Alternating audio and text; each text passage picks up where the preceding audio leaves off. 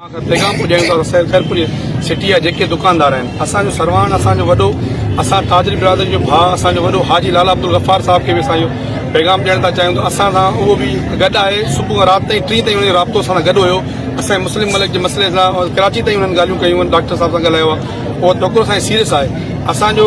हफ़्ते जे अंदरि मसइलो हल न थियो त असां पूरो खैरपुर सिटी पंजटी जेके बि सिटी में दुकान आहिनि असां भाउ त भाउ थियणो पवंदो असां हाई साहब खे बि रिक्वेस्ट कई आहे हाई साहब चयो असां बिल्कुलु तव्हां सां गॾु आहियूं हर टाइम गॾु हूंदो आहे हाणे अर्ज़ मोहम्मद जावेद साहब बि राति आया उहे बि गॾु हुया इहे जेके बि असांजा दोस्त आहिनि